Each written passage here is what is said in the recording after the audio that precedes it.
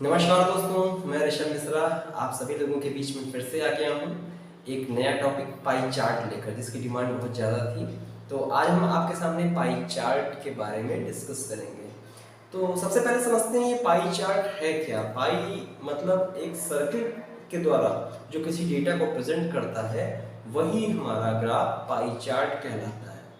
अब pie chart की जब हम बात कर रहे हैं तो उसमें हम आपको एक चीज़ ये बता दें कि इसमें हम एक सर्किल की बात करते हैं, और सर्किल के लिए हमने आप लोगों को लास्ट वीडियो में बताया था कि इसमें जो सर्कमफ्रेंसेस होता है और डायमीटर होता है, इसका रेशियो हमेशा फिक्स होता है। चाहे जितना छोटा सर्किल हो चाहे जितना बड़ा सर्किल हो, उसका रेशियो हमेशा फिक्स होता है।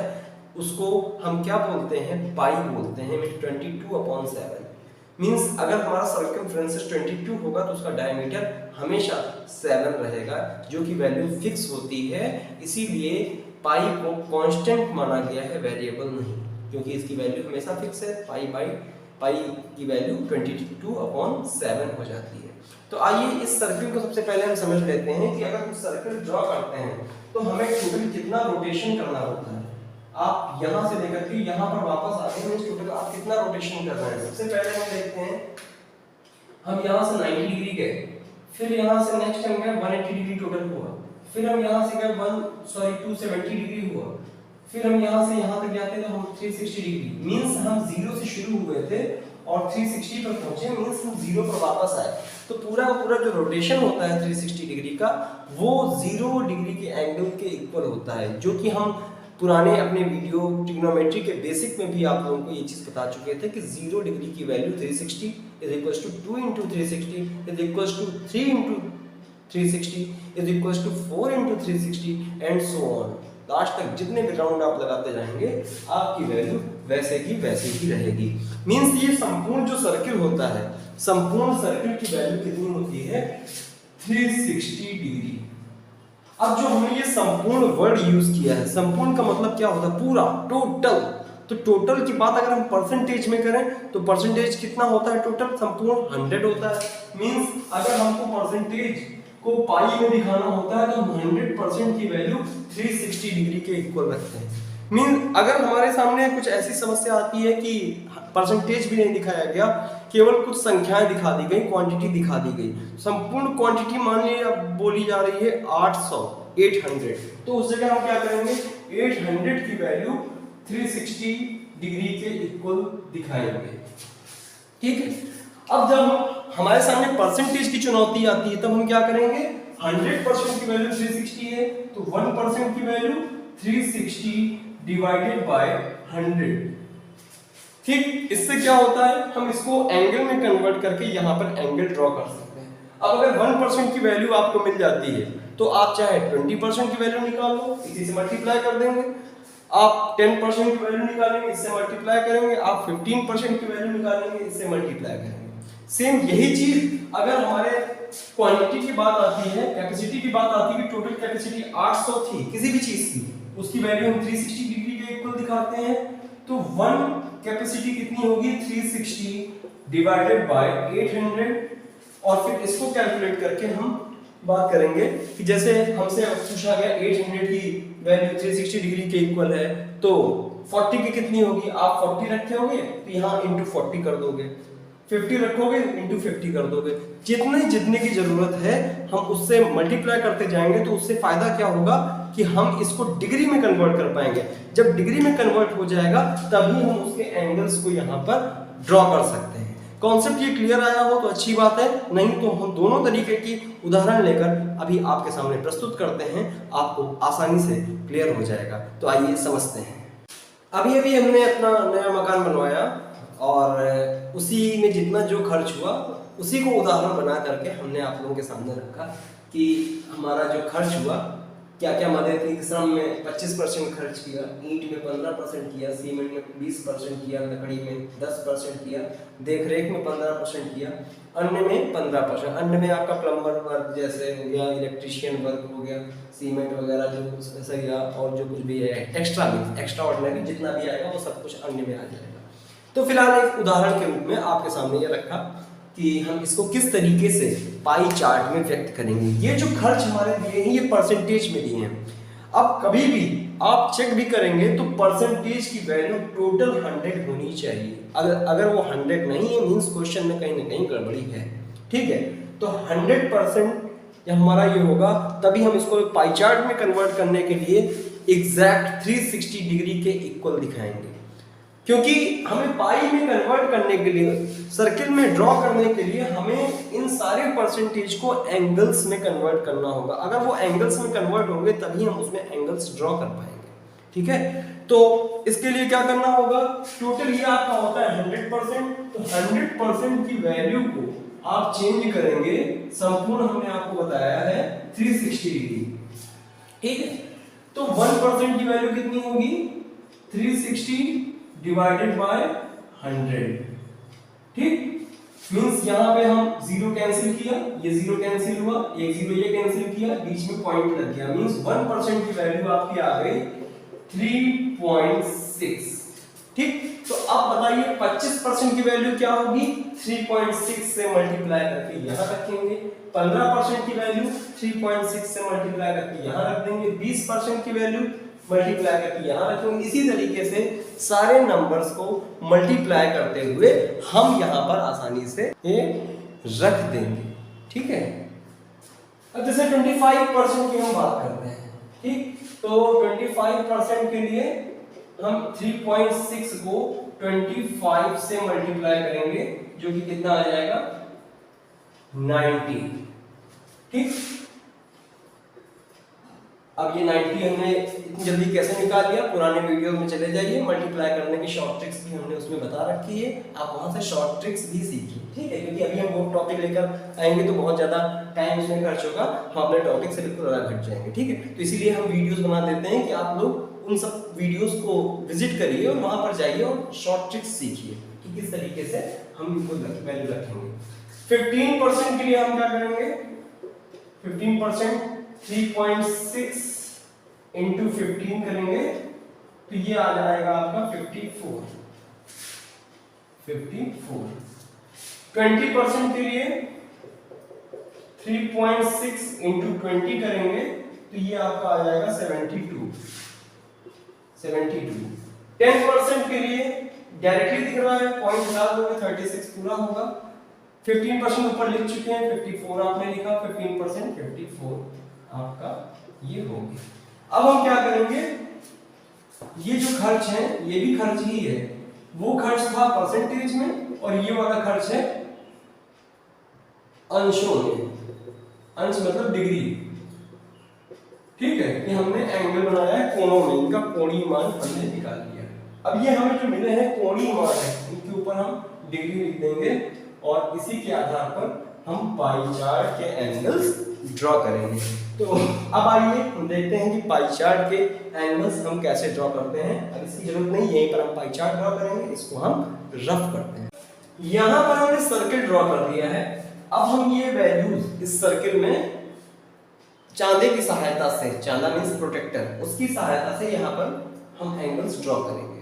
तो पहला काम हमें इसमें क्या करना होता है, सेंटर से, जो हमारा सेंटर होता है मींस जहां पर आप प्रकार के गुणों पर के सर्किल ड्रॉ करते हैं, उस सेंटर से एक बेसलाइन ले लीजिए, जो कि बहुत ही इंपॉर्टेंट होती है, क्योंकि एक बेसलाइन जिस पर आप चांदा रखोगे वो बहुत जरूरी होता है। ठीक है, तो पहला काम आप ये करोगे, जैसे आप श्रम को दिखाना चाह रहे हो 25%, आप उनको इस परसेंटेज पे नजर नहीं रखनी है, सिर्फ एंगल्स पर ध्यान देना है।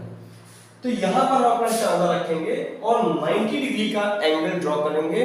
ठीक, हम अंदाज के कर रहे हैं, आप लोग चांदा रखोगे बिल्कुल सही सही आएगा। तो यहां पर हम चांदा रखकर 90 डिग्री का एंगल ड्रॉ करेंगे।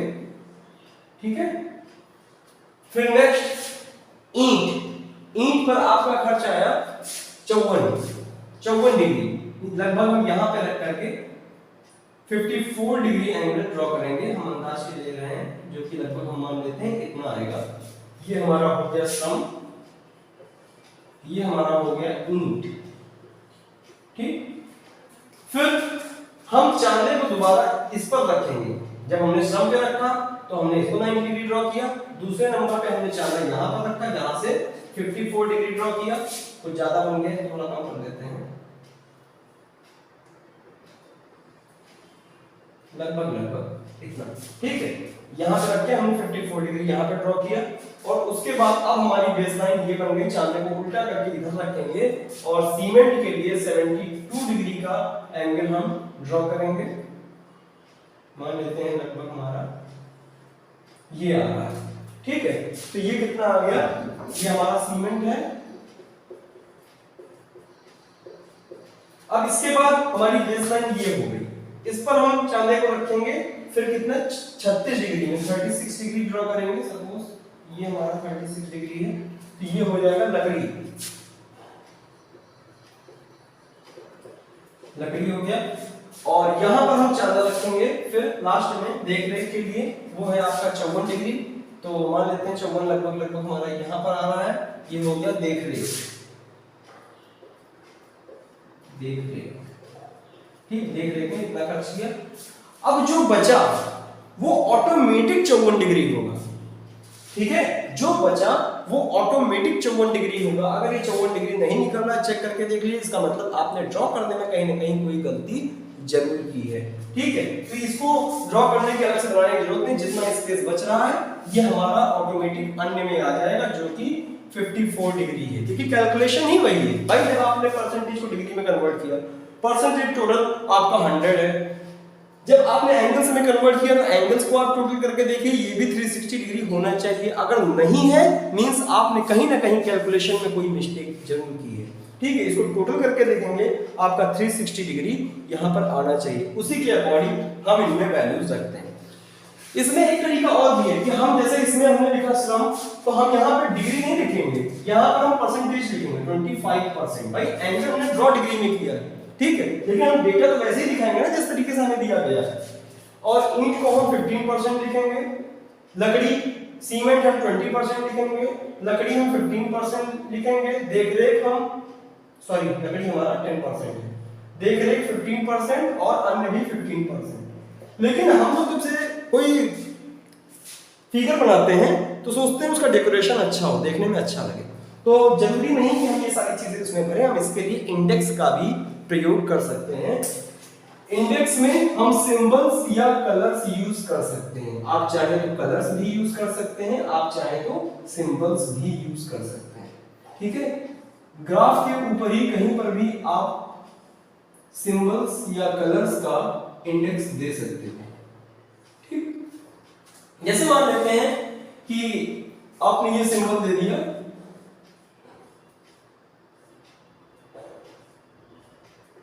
श्रम के लिए, आपने ये सिंबल दे दिया ईंट के लिए,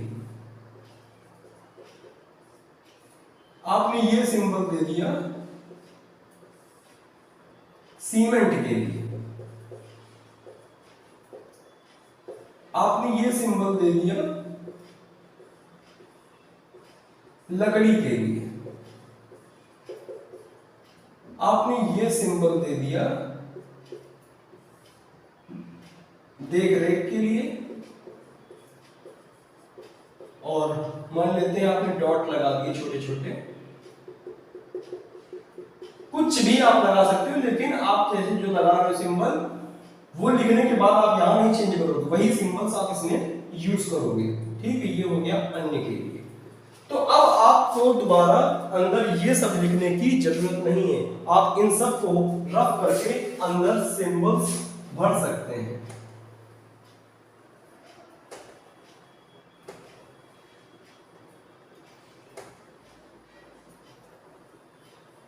ठीक है, अब हमने इसको रफ कर दिया है, यहाँ पर हम सिंबल्स फिल कर देंगे। श्रम हमारा ये था जिसमें हमने इन सिंबल्स का प्रयोग किया हुआ है, ठीक। उसके बाद ईंट हमारा ये था जिसमें हमने सीधी लाइन का प्रयोग किया है। फिर उसके बाद हमारा सीमेंट है जिसमें हमने वर्टिकल लाइन का यूज किया है। उसके बाद लकड़ी के लिए हमने सर्किल का छोटे छोटे प्रयोग किया है, और देखरेख के लिए हमने डैश का प्रयोग किया है।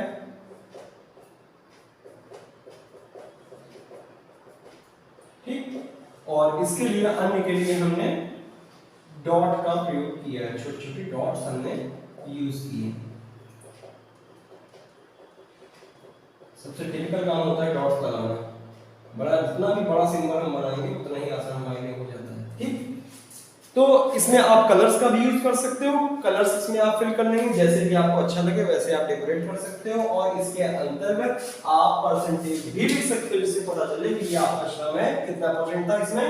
25%, ये था 15%, ये 20%, ये 10%, इसमें जीरो ऑलरेडी लगा हुआ है तो कंफ्यूजन ना हो इसलिए इसको आप बॉक्स में भर सकते हैं या कुछ ऐसा सिंबल यूज करिए कि इसमें मिक्स ना हो।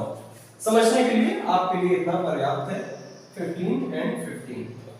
ठीक है, तो ये हमारा हो गया कि परसेंटेज से हम कैसे इसको डिग्री में कन्वर्ट करके पाई चार्ट बनाते हैं। अब एक दूसरा एग्जांपल ले लेते हैं कैपेसिटी वाला, कि उसमें हम कैपेसिटी के अकॉर्डिंग कैसे निकालते हैं और किस तरीके से उसको हम पाई चार्ट में कन्वर्ट करते हैं। इसको रफ करके आइए उसी को शुरू करते हैं। हाल ही में हमने अपने कॉलेज में टैलेंट हंट प्रोग्राम कराया जिसमें से लगभग 120 बच्चे सेलेक्ट होकर आए। ये सारे इवेंट्स थे जिसमें से फोटोग्राफी में 6 स्टूडेंट सेलेक्ट हुए, क्ले मॉडलिंग में 30 स्टूडेंट्स, किचन गार्डनिंग में 48, डॉल मेकिंग में 12, बुक बाइंडिंग में 24। मींस टोटल जितने भी बच्चों ने पार्टिसिपेट किया उससे मतलब नहीं, यहाँ पर जो बच्चे सेलेक्ट होकर आए हम उनका पाई चार्ट प्रेजेंट करेंगे। अब 120 ये संपूर्ण बच्चे हैं जो सेलेक्ट होकर आए हैं, लेकिन अलग अलग इवेंट्स में कुछ बच्चे हैं। तो इनको सबसे पहले हम क्या करेंगे, पाई में कन्वर्ट करने के लिए हमें 360 के इक्वल रखना होगा। टोटल कितने बच्चे हैं? 120 जो सेलेक्ट होकर आए हैं। ठीक है, 120 स्टूडेंट्स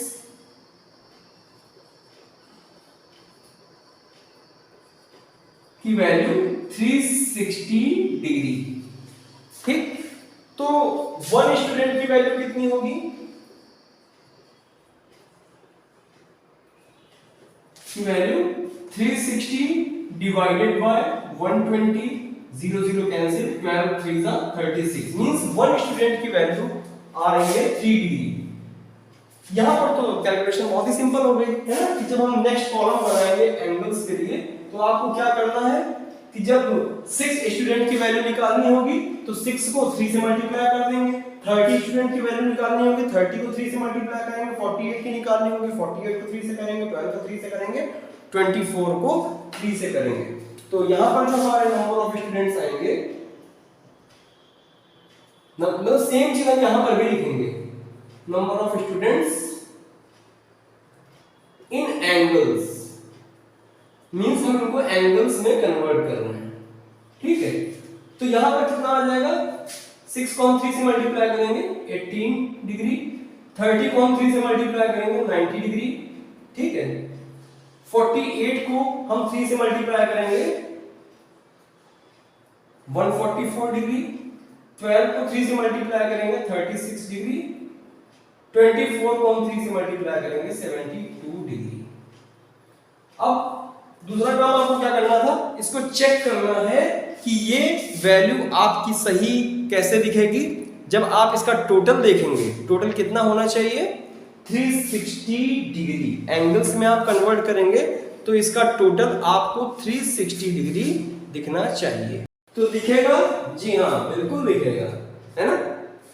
और हम क्या करेंगे, इन सबको बारी बारी ऐड करके चेक कर लेते हैं। 6 2 8 4 12, 12 और 8 20, carry 2, 7 2 9, 9 3 12 plus 4 16 plus 9 25 plus 1 26, carry 2 2 and 1 3 means ये हमारा 360 डिग्री एंगल कंप्लीट हो रहा है। इस कैलकुलेशन में कहीं पर कोई मिस्टेक नहीं। अब आप आराम से फ्री हैं, यही सारे एंगल्स हैं, बस अब आपको चुपचाप वैसे ही ड्रॉ करना है जैसे परसेंटेज में किया था। केवल दोनों में इतना अंतर है, यहीं तक अंतर, बाकी सेम काम। उसमें परसेंटेज में हमने क्या किया था, 100% की वैल्यू 360 डिग्री के इक्वल रखी थी।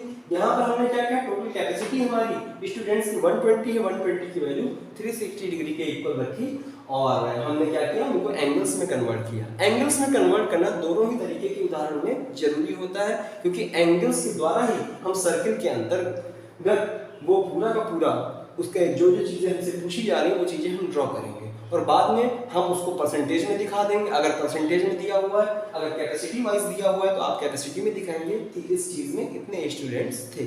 आप उसको इंडेक्स में बना सकते हैं, आप उसको कलर्स के रूप में व्यक्त कर सकते हैं जिस तरीके से आपको सुंदर दिखे। तो यहाँ पर भी वही सेम काम करेंगे, हम सर्किल को ड्रॉ करेंगे और सबसे पहले एक बेस लाइन दे देंगे, ठीक है। और यहाँ पर सबसे पहला आपका कह रहा है 18 डिग्री एंगल, 18 डिग्री सपोज लगभग ये आ गया। दूसरा ये आपका क्या हो गया, फोटोग्राफी, है ना, फोटोग्राफी। दूसरा आप एंगल ड्रॉ करोगे, बेस लाइन आपकी ये हो जाएगी, इसके ऊपर आप चादर रखोगे और यहाँ से आप 90 डिग्री ड्रॉ कर दोगे, ठीक। ये आपका क्या हो जाएगा, क्ले मॉडलिंग, ठीक। और इसके बाद चांदा को आप यहाँ रखोगे और उसके बाद कितना आप ड्रॉ करना है आपको, 144 लगभग मान लेते हैं इतना आएगा अंदाज से। तो ये आपका क्या होगा, किचन गार्डन, ठीक है, इतना समझ रहे होंगे आप। फिर आप यहाँ रखोगे और 36 डिग्री आपको ड्रॉ करना है, लगभग मान लेते हैं ये आएगा। ये कितना हो गया आपका, ये क्या होगा, डॉल मेकिंग। और रिमेनिंग पार्ट जितना होगा वो ऑटोमेटिक आप मेजर करोगे, 24 डिग्री होगा जो भी कह रहेगा बुक बाइंडिंग, ठीक है। लेकिन नाप करके हमें चेक जरूर करना है जिससे कहीं पर किसी प्रकार से कोई कंफ्यूजन ना हो, मिस्टेक आपको ना दिखे। अगर कहीं पर भी दिक्कत हो रही होगी मींस क्या हुआ, कहीं ना कहीं हम कैलकुलेशन में मिस्टेक कर गए हैं, नापने में मिस्टेक कर गए हैं, ठीक है। इसीलिए इसको मैंने रफली बताया क्योंकि वो आप पूरी तरीके से समझ चुके थे। यहाँ पर और कुछ नहीं एक्स्ट्रा करना, सेम वही काम करना है। मेन जो अंतर है वो सिर्फ इतने में है कि हम किस तरीके से परसेंटेज वाले से कन्वर्ट करते हैं और किस तरीके से कैपेसिटी से कन्वर्ट करते हैं। तो दोस्तों वीडियो अगर आपको पसंद आया हो तो इसे लाइक करके शेयर जरूर करें, और आप अगर हमारे चैनल एजुकेशन प्लांट में पहली बार आए तो प्लीज़ उसे सब्सक्राइब करके पास में लगे बेल आइकन को ऑल पर सेट कर दीजिए। इससे किसी प्रकार की नोटिफिकेशन आपसे मिस नहीं होंगी, कोई टॉपिक्स मिस नहीं होंगे, समय समय पर जो अपडेट देते रहते हैं वो मिस नहीं होंगे। आपको जगाने के लिए जो मोटिवेशनल स्टोरी हम डालते हैं वो भी आपसे मिस नहीं होंगे। मिलते हैं नेक्स्ट एक और बड़े धमाकेदार वीडियो के साथ, तब तक के लिए wish you all the best.